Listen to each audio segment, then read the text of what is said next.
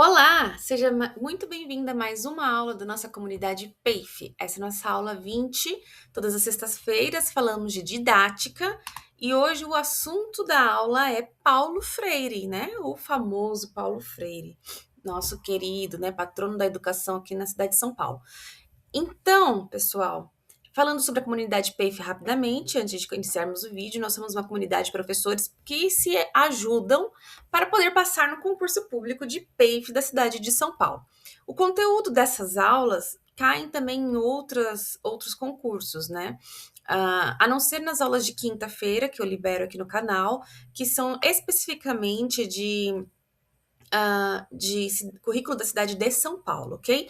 Fora isso, o conteúdo de segunda, terça, quarta e sexta-feira são conteúdos que caem em qualquer prova aí de pedagogia, de educação, tá? A gente tem LDB, BNCC, didática e assim por diante. Mais uma coisa que eu quero falar com vocês é a respeito do concurso, né? Já foi autorizado o concurso de PAIF na cidade de São Paulo, pelo prefeito Ricardo Nunes. São 3.000 vagas para esse cargo, tá? Mais algumas vagas para o cargo de professor de ensino fundamental e médio. E falando sobre o cargo de PAIF, né? Algumas pessoas estão assustadas. Uau, vai ter prova prática. Sim. Para quem for aprovado na prova teórica, terá uma prova prática que, diferente do estado, não é uma aula gravada. É uma aula com uma banca examinadora, a não ser que mudem esse ano. Mas a última foi assim: eles vão te dar lá as referências que eles querem, né? Você vai montar a aula, elaborar a aula e fazer a aula ali para aquela banca examinadora te examinar. Então, o que eu falo para vocês, não fiquem apavorados com isso, porque estudamos para isso, não é? Para dar aulas. Então, é só um passo aqui desse processo que nós vamos passar, ok? Mais uma coisa, o que é novidade nesse concurso é que terá teste psicológico. Nunca antes teve teste psicológico, né, aqui na cidade de São Paulo para esse cargo. Para que concurso? Quais concursos têm teste psicológico? Concurso da Polícia Militar tem teste psicológico e é o teste que mais reprova candidatos. Por quê? Porque lá, gente, é uma coisa assim, a pessoa vai andar armada, né? Então é mais complicado, ok?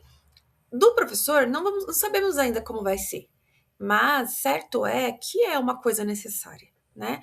Para até segurança aí das nossas crianças.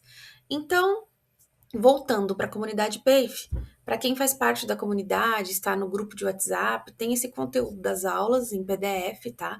Que eu disponibilizo. Eu cobro um valor simbólico para poder disponibilizar esse conteúdo de segunda a sexta para vocês.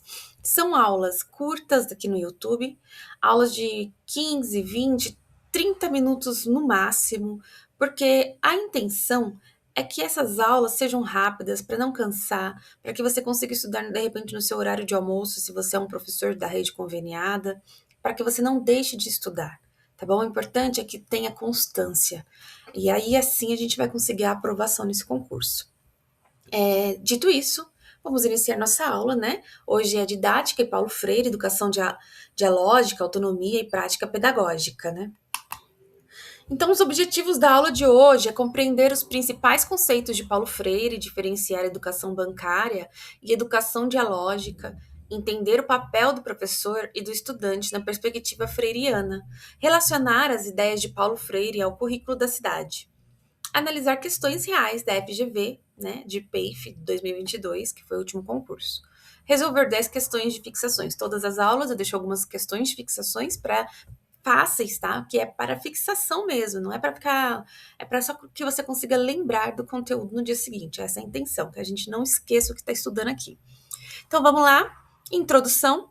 Entre os autores mais cobrados em concursos da área de educação, Paulo Freire ocupa o lugar de destaque.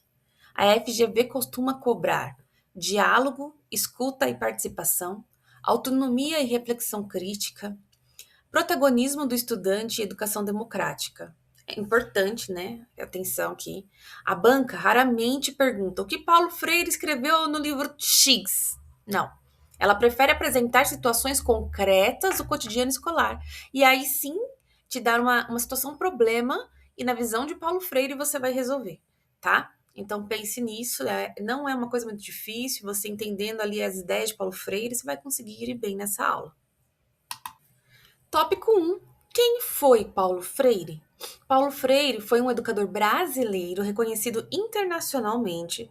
Sua proposta pedagógica valoriza diálogo e participação, consciência crítica e autonomia, transformação da realidade.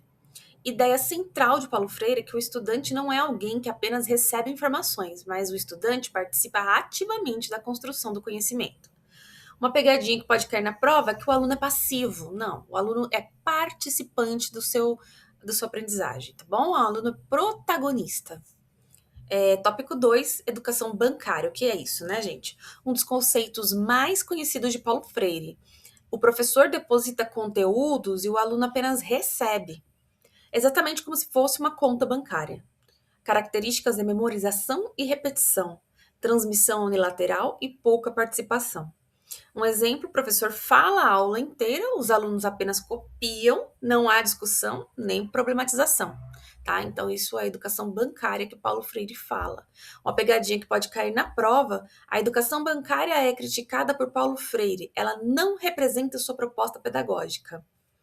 Então, tem que tomar cuidado aqui com as pegadinhas, tá bom? Realmente, a educação bancária é criticada por Paulo Freire, tá?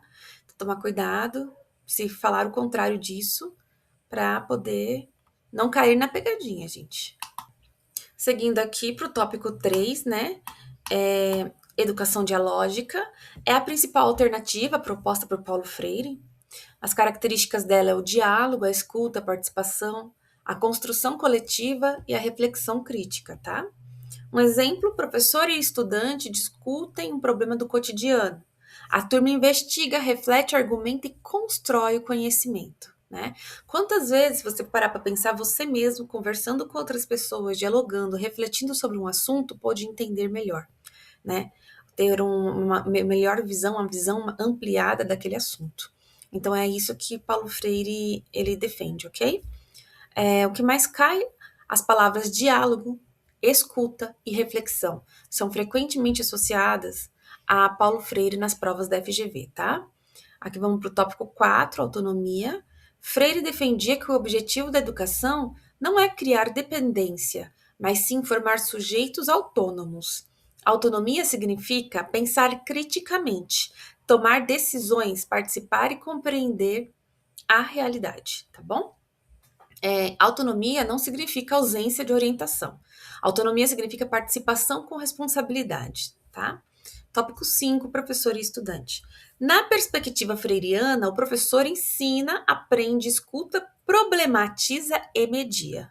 O professor é mediador. O estudante, ele aprende, participa, questiona e produz conhecimento, certo? Quem ensina, aprende ao ensinar. E quem aprende, ensina ao aprender. Ao aprender. Essa é uma frase de Paulo Freire, tá certo? Então, vamos pensar aqui, né? Que o professor é o mediador. No currículo da cidade de São Paulo também cai bastante sobre isso, professor ser mediador, né? E não transmissor de conteúdo. Então, isso daí vem já da educação freiriana. Tópico 6. Paulo Freire e o currículo da cidade. O currículo da cidade apresenta forte aproximação com os princípios freirianos, especialmente quando valoriza escuta das crianças e participação dos estudantes, diálogo e construção coletiva, assembleias e protagonismo, tá? Então, olha, gente, se você pegar o currículo da cidade de São Paulo e ler, você vai ver que ela é totalmente baseada na educação freiriana, né? Então, assim, você aprendeu Paulo Freire, você já está ali andando juntinho com o currículo da cidade de São Paulo. Vamos agora ver uma questão real da prova, né, da última prova de PEIF, tá? Então, com relação à proposição de uma assembleia por um docente da educação infantil, levando em conta os princípios teóricos de Paulo Freire e as orientações estabelecidas pelo currículo da cidade, analise as afirmativas a seguir. 1. É um espaço de troca, em que alunos e alunas aprendem a expor seus pontos de vista, a ouvir a crítica do outro e a refletir coletivamente. Então, voltando lá na pergunta, com relação à proposição de uma assembleia por um docente da educação infantil, levando em conta os princípios teóricos de Paulo Freire e as orientações estabelecidas do currículo, analise a afirmativa a seguir. A afirmativa 1, tá certo? Tá certo, uma assembleia é isso, é um espaço de troca. 2. É um momento no qual o professor explica as atividades do dia, seguindo o seu planejamento semanal, relembrando regras e combinados da escola. Não, não é esse momento. Uma assembleia não é esse momento, né? Tá errada 2. 3. É uma oportunidade para as crianças, juntamente com o seu professor, avaliarem as atividades do dia ou algum conflito que tenha surgido na escola ou no próprio grupo. Sim, é isso aí, gente, né?